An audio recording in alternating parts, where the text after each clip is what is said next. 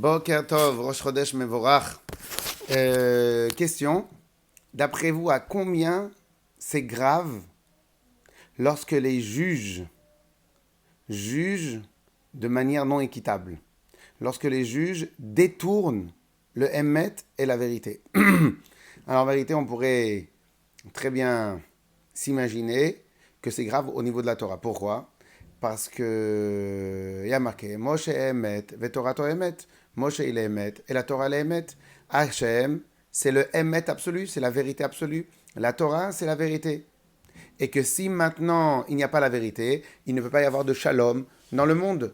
Il ne peut pas y avoir de paix dans le monde. Et en plus, il y a marqué que lo nitna Torah, et la shalom baolam, que la Torah n'a été donnée que pour faire le shalom dans ce monde-là. Donc lorsque maintenant un juge qui a reçu par la volonté d'Hachem sa place de juge, que ce soit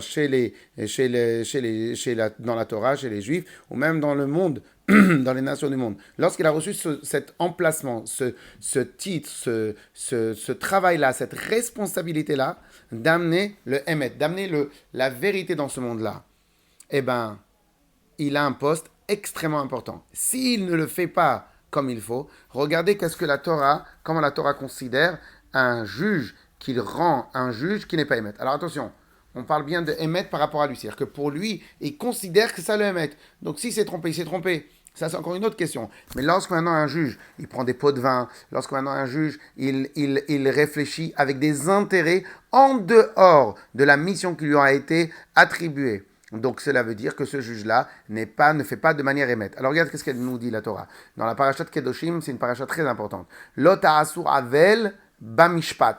Ne faites pas d'iniquité dans vos jugements. Melamed. Chez Dayan amekalkel et adin karoui avel. Le Dayan, le juge, qui détourne le jugement. Il est appelé inique en français. Sanouille. Détesté. Haï. Umshukatz, détestable, cherem, excommunié, c'est-à-dire quelque chose qui est dégoûtant, vetoreva est dégoûtant. Chez Havel, dont on sait que le juge, il a à ce point-là toutes ses mauvaises qualités, parce que chez Havel, karoui toreva, parce que écoutez bien, lorsque quelque chose, il est pas juge iniquité, donc c'est partial, ok, et ben karoui toreva, la Torah considère quelque chose qui n'est pas émet, toreva, chez Nema, va toreva, Krouya et la Toeva, quelque chose comme il y a marqué, qui t'aura Hachem kolor Havel. Parce que la Torah dit que c'est un dégoût pour Hachem, tout celui qui fait de l'iniquité. Vea Toeva est quelque chose qui est dégoûtant. Donc le mot Toeva dans la Torah, il est appelé aussi Sheketz Vecherem. Sheketz, c'est comme les insectes. Vecherem, c'est comme quelque chose qui est complètement à détruire totalement.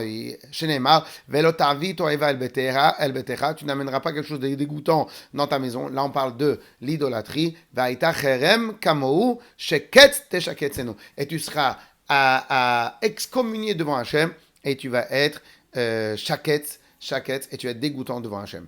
Donc voilà, donc Bezrat Hachem, que chacun y fasse attention à toujours chercher le Emet, Vetaer, comme on dit tous les Shabbats, 3 fois par Shabbat, Vetaer, libeinu, leovdecha be'emet, et purifie notre cœur, qu'on puisse te servir avec sincérité et avec Emet. Chazak, Baruch, Yom Tov.